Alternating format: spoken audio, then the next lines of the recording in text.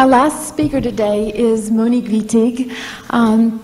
And many of us, I think, got our first exposure to something we now call French feminism. And also, many of us got our first exposure to the ways in which experimental writing could be profoundly political in Monique Wittig's Les Guerrières, which is about to be reissued by Beacon in English, so it will be available to us. She is also the author of Le Poponax, of lesbian, with Sandy Zeig, co-author of Lesbian Peoples, Material for a Dictionary. Many of you the other night heard her read from her play, The Constant Journey, and most recently published in France, a new novel, Virgil No. So Monique Wittig will be our last speaker, and after that we will have a chance for the discussion I'm sure you're all dying for right now. Does it work? You want to use this one? This one's fine. Can you hear me? No. Try this one. Can you hear me? Okay, I thought we were going to have a small workshop today and we would talk quietly and nicely around the table. So I was not really prepared to have such a big audience in front of me. I'm not going to talk about experimental writing today. I was prepared to talk about French feminism, what everybody calls French feminism, and what I don't know what is called really French feminism, generally speaking, or insofar as I don't agree with French, what one calls French feminism. So, in fact, I am going to represent a current that is never represented in the States because it's not known. And it's not the current call of the difference and blah, blah, blah. It's we'd call it rather something like materialist feminism, and this current was in fact represented, if I can say, or worked around by some people in different branches. Some were in sociology, some were in anthropology, some were in psychology. I was a writer, some others were writers, but we all worked with the idea that feminist must be elaborated as a political theory that would, for example, say, start from Marxism, getting rid of the idea that the class struggles was only the struggle of men, and pushing further the notion of materialism. So I think what I am going to do is to read one of my papers that deals with the notion of sex as a political concept, and is illustrating what the conceptual work we have to, and fight we have to lead at the same time as we're leading a political fight. And maybe after that, if I have the time, I will define the three directions I thought I could give in three directions an idea of what this French feminism is trying to do. So the paper I'm going to read is called The Category of Sex, and I gave three little texts before, just to give the distance of the work I am trying to do. The two first ones are taken from the preface of The Story of O, and it's signed by Jean Paulhan. O expresses a virile idea. O is this woman, the heroine of the history of O. Virile, or at least masculine. At last, a woman who admits it. Who admits what? Something that women have always till now refused to admit, and today more than ever before. Something that men have always reproached them with, that they never cease obeying their nature, the call of their blood, that everything in them, even their minds, is sex, and that is called happiness in slavery. There is another little bit that I took in Happiness in Slavery, same preface to The Story of O. In the course of the year 1838, the peaceful island of Barbados was rocked by a strange and bloody revolt. About 200 Negroes of both sexes, all of whom had recently been emancipated by the proclamation of March, came one morning to beg their former master, a certain Glenelg, to take them back into bondage. I suspect that Glenelg's slaves were in love with their master, that they could not bear to be without him. Now I have a third fragment taken from Ivan Turgenev's The Hunting Sketches, and it is, "What should I be getting married for?" It's a young boy speaking with other men. "I find life good enough as it is. What do I need a wife for? And what's so good about a woman?" And he answered, "A woman is a worker. A woman is a man's servant. But what would I be needing a worker for?" "That's just it. You like to have others pulling your chestnuts out of the fire." And the last answer is, "Well, marry me off, if that's the case." So, the perenniality of the sex and the perenniality of slaves and masters proceed from the same belief. And as there are no slaves without masters, there are no women without men. The ideology of sexual difference functions as censorship in our culture by masking on the ground of nature the social opposition between men and women. Masculine, feminine, male, female are the categories which serve to conceal the fact that social differences always belong to an economic, political, ideological order. Every system of domination establishes division at the material and economic level. Furthermore, the divisions are abstracted and turned into concepts by the masters and by the slaves when they rebel and start to struggle. The masters explain and justify the established divisions as a result of natural differences. The slaves, when they rebel and start to struggle, read social oppositions into the so-called natural differences. For there is no sex. There is but sex that is oppressed and sex that oppresses. It is oppression that creates sex and not the contrary. The contrary would be to say that sex creates oppression, or to say that the cause, the origin of oppression, is to be found in sex itself, in a natural division of the sexes pre-existing or outside of society. The primacy of difference so constitutes our thought that it prevents turning inwards on itself in order to question itself, no matter how necessary that may be to apprehend the basis of that which precisely constitutes it. To apprehend a difference in dialectical terms is to make apparent the contradictory terms to be resolved. To understand social reality in dialectical materialist terms is to apprehend the opposition between classes, term to term, and make them meet under the same copula, which is a conflict in the social order, which is also a resolution or an abolition in the social order of the apparent contradictions. The class struggle is precisely that which resolves the contradictions between two opposed classes by abolishing them at the same time as it constitutes and reveals them as classes, I should say. The class struggle between women and men, which should be undertaken by all women, is that which resolves the contradictions between the sexes, abolishing them at the same time as it makes them understood. We must notice that the contradictions always belong to material order.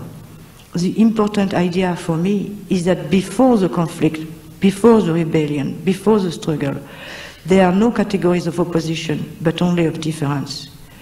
And it's not before the struggles breaks out that the violent reality of the oppositions and the political nature of the differences become manifest. For as long as oppositions, as differences, appear as given, as already there, before all thought, as natural, as long as there is no conflict and no struggle, there is no dialectic, there is no change, there is no movement. The dominant thought refuses to turn inward on itself in order to apprehend that which questions it. And indeed, as long as there is no women's struggle, there is no conflict between men and women. It is the fate of women to perform 3/4 of the work of society, in the public as well as in the private domain, plus the bodily work of the reproduction of society, according to a pre-established rate.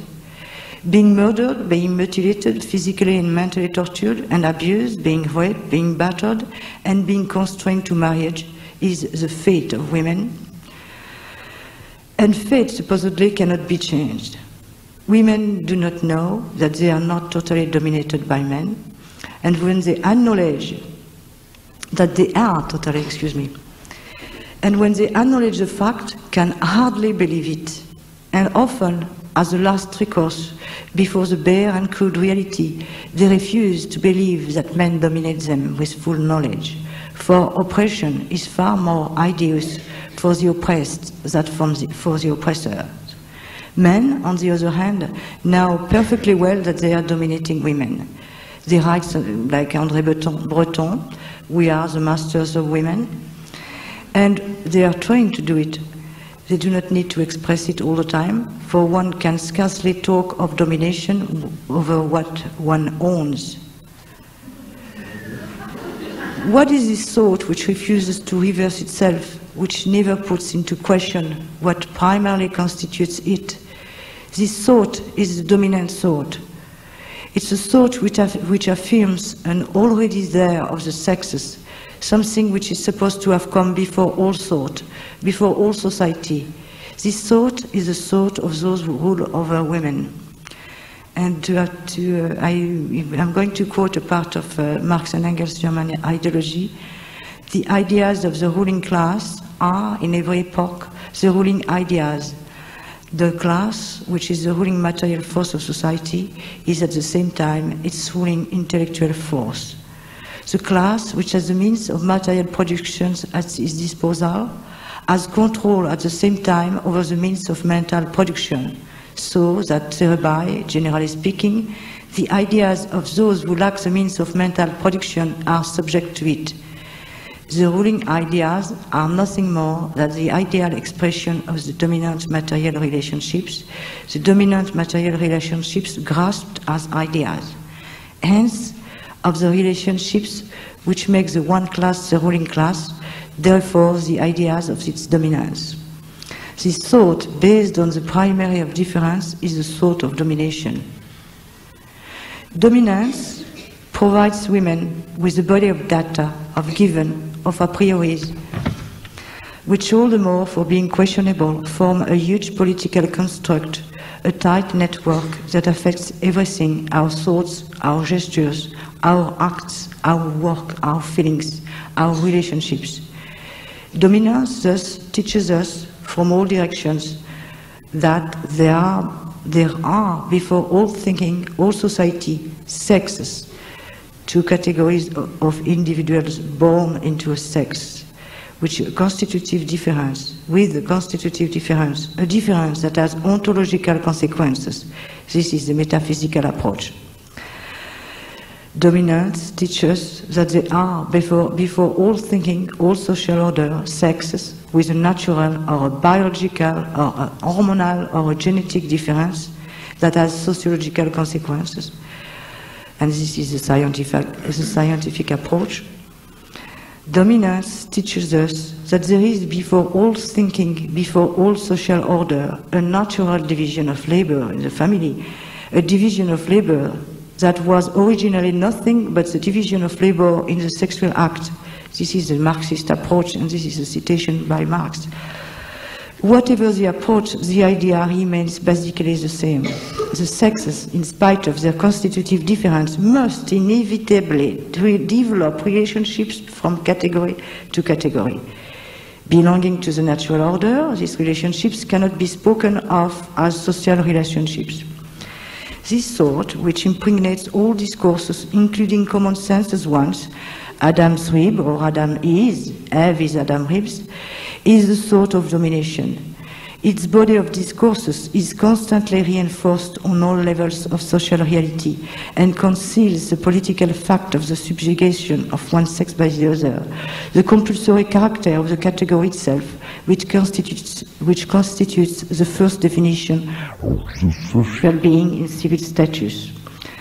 The category of sex does not exist a priori before all society. And as a category of dominance, it cannot be a product of natural dominance, but of the social dominance of women by men, for there is but social dominance. The category of sex is the political category that founds society as heterosexual. As such, it does not concern being, but relationships, for women and men are the result of relationships, although the two aspects are always confused when they are discussed. The category of sex is the one that rules as natural the relation that is at the base of society, that means of heterosexual society, and through which half of the population, women, are heterosexualized.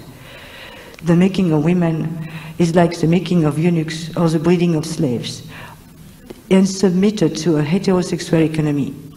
For the category of sex is the product of a heterosexual society which imposes on women the rigid obligation of the reproduction of the species, that is, the reproduction of heterosexual society. The compulsory reproduction of the species by women, species of course between quotes, is a system of exploitation on which heterosexuality is economically based. Reproduction is essentially that work, that production by women, through which the appropriation by men of all the work of women proceeds. One must include here the appropriation of work which is associated by nature, between quotes, with reproduction, the raising of children and domestic chores. This appropriation of the work of women is effected in the same way as the appropriation of the work of the working class by the ruling class. It cannot be said that one of these two productions, reproduction, is natural, while the other one is social.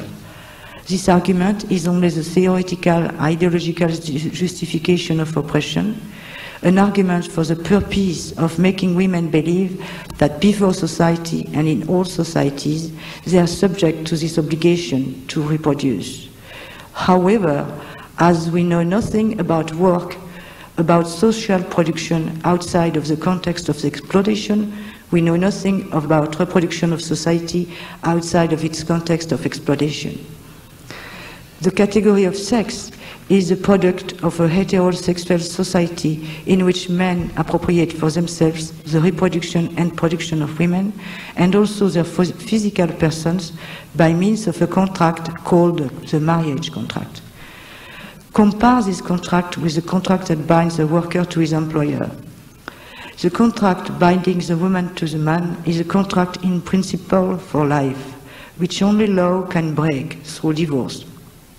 It assigns the woman certain obligations, including unpaid work. The work, housework, raising of children, and the obligations, surrender of her reproduction in the name of her husband, cohabitation by day and night, forced coitus, assignment of residence, implied by the legal concept of surrender of the conjugal domicile, mean in their terms a surrender by the woman of her physical person to her husband.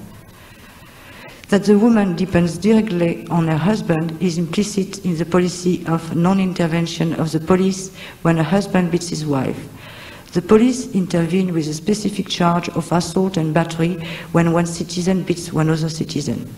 But a woman who has signed a marriage contract has thereby ceased to be an ordinary citizen that is protected by law. The police openly express their aversion to getting involved in domestic affairs as opposed to civil affairs, where the authority of the state does not have to intervene directly since it's relayed through that of the husband. One has to go to shelters for battered women to see how far this authority can be exercised.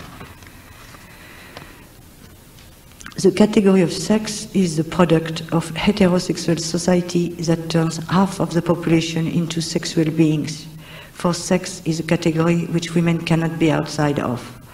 wherever they are, wherever they do, whatever they do, including working in the public sector, they are seen and made sexually available to men, and they, breasts, buttocks, costume, must be visible. They must wear their yellow star, their constant smile, day and night.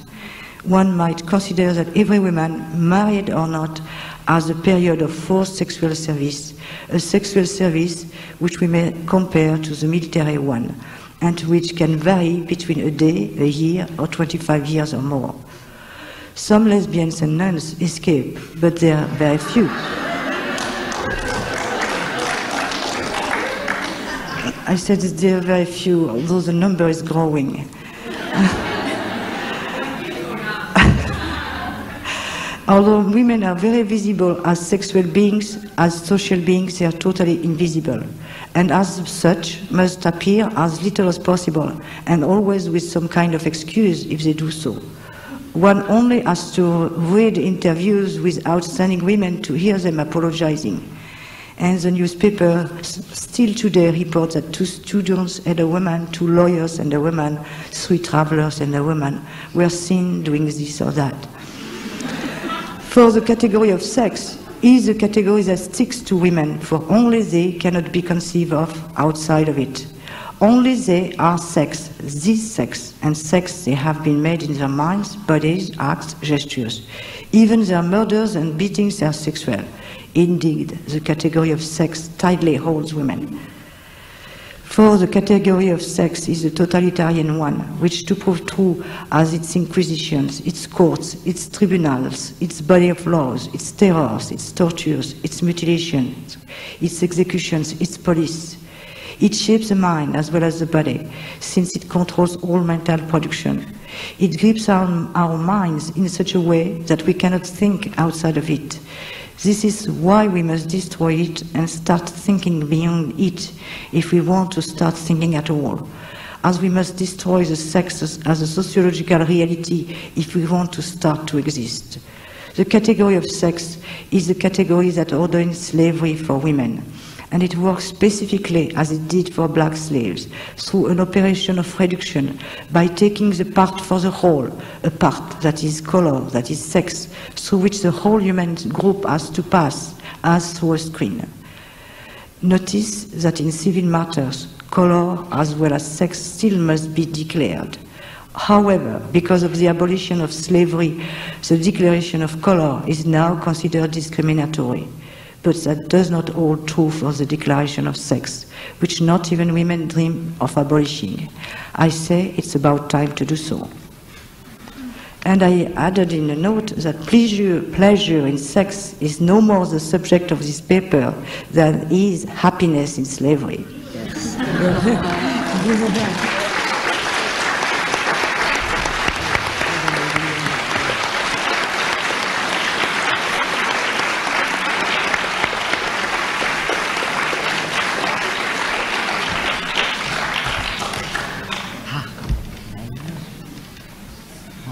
Questions, comments? I wish I had a cigarette. No, don't you need a cigarette? Yes, me too. You smoke? Yeah, you too smoke? Yeah. Maybe we could smoke? No, I don't think so. My comments are addressed to the first speaker. I've been at this conference 2 days. I find it very interesting. There's been a continued discussion between avant-garde writing and more traditional writing. I felt that your comments continue the language fashion that's been going on in both the newspapers. We could not hear. Could you clarify that for all the way? Yeah, why not? Would be nice. I'm not talking about literature, I'm talking about literary criticism.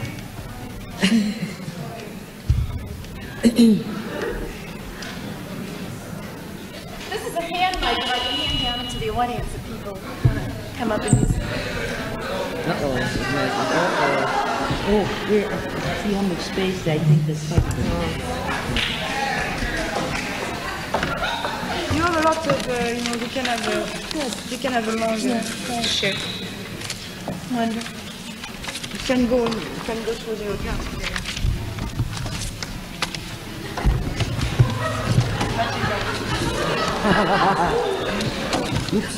Watch the water.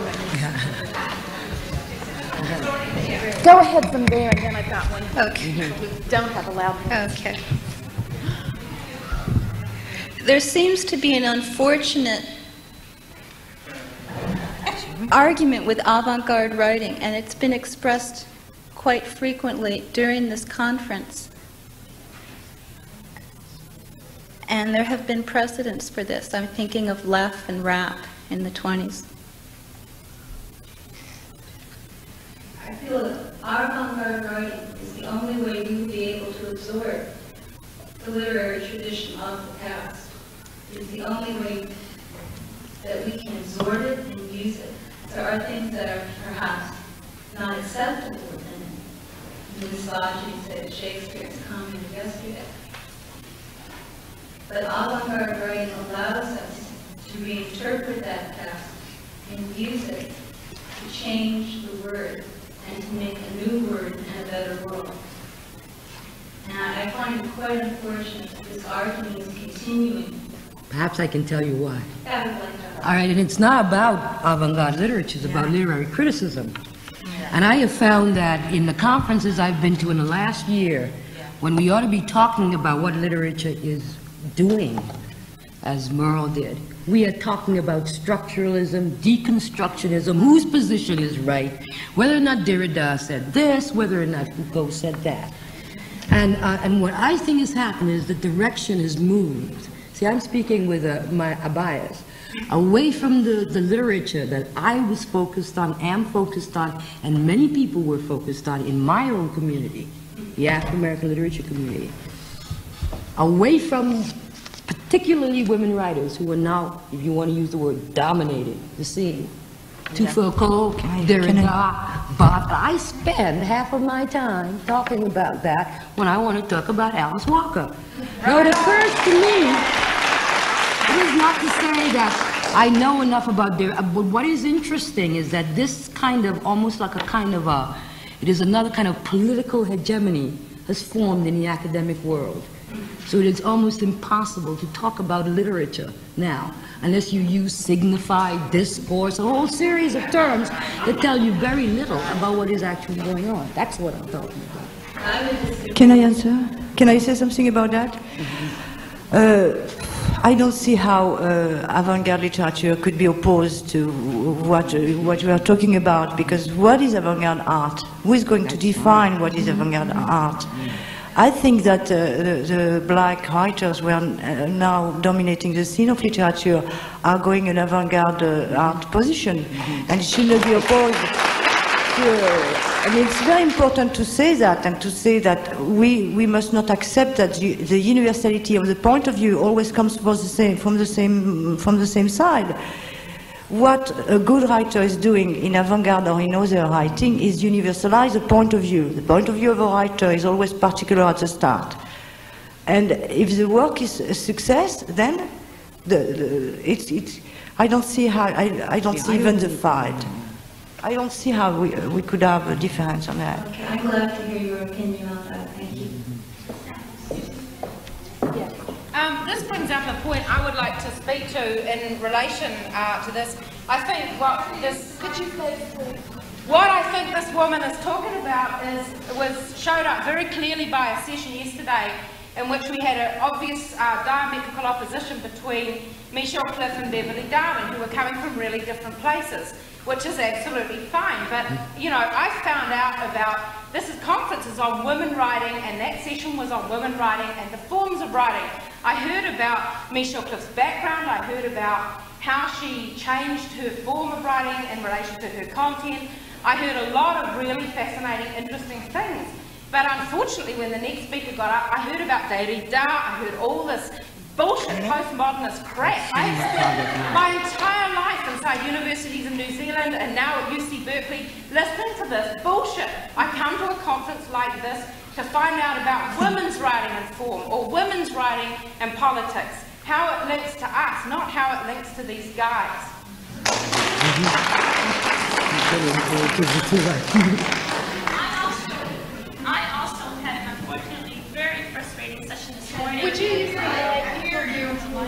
didn't know that this was going to become my mission. I just God, I'm not very used to using a mic, but I had a very frustrating session this morning trying to explain to Susan Juhas women are not just women, and that a majority of women in this world experience other forms of oppressions, and that in her desire to articulate that female experience, she had to integrate other women's experience too, including women of color, disabled women, Jewish women, and she just could not understand it at all. So it was really nice to hear Barbara and Merle articulate here this afternoon, and I would also encourage the conference organizers to not isolate these women in their expression of their politics, but to integrate that in further conference organizing.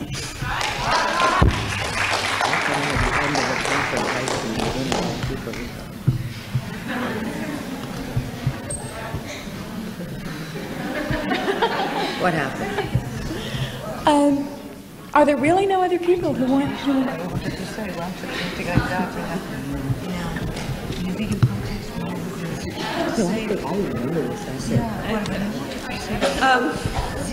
I don't know how well I can articulate this, but this was, I haven't been at the other panels. This is to Monique.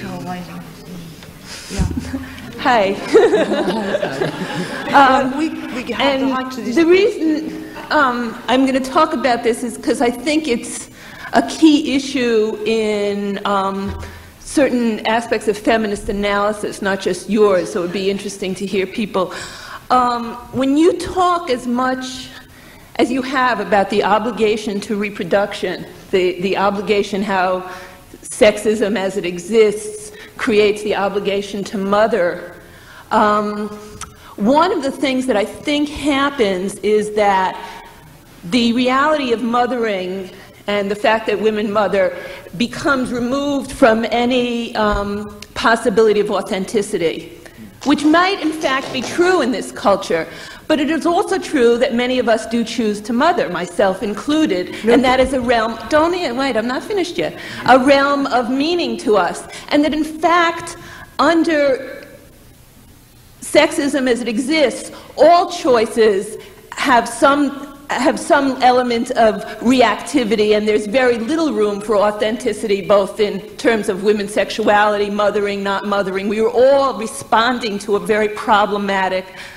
set of factors, and it's difficult to me as a mother and a feminist to feel like that particularly is removed from some sense of authenticity, whereas other realms of behavior aren't, or other choices aren't. And I would like Barbara, who's nodding, to also comment. Thank you. And maybe Tilly, too. Well, I precised when I started to speak a little earlier that I was not addressing, I was addressing the category of sex as a concept and what it meant to have this concept in general theory, that means in philosophy, in social science, and everywhere. It does not mean, you could say things even more unpleasant than what you said about, the obligation of reproduction. What I describe as being a woman is even more unpleasant, being totally, a class totally owned and all that. Does that mean that it must stay like that? It's not because at the conceptual level you try to define what that means, this category of sex, that you must differentiate with. I am not talking about the experience of being a mother. I'm talking about something else. Do you understand what I mean? That does not mean that you could not be happy to be a mother. Yeah, okay. Yeah, I'd like to comment too.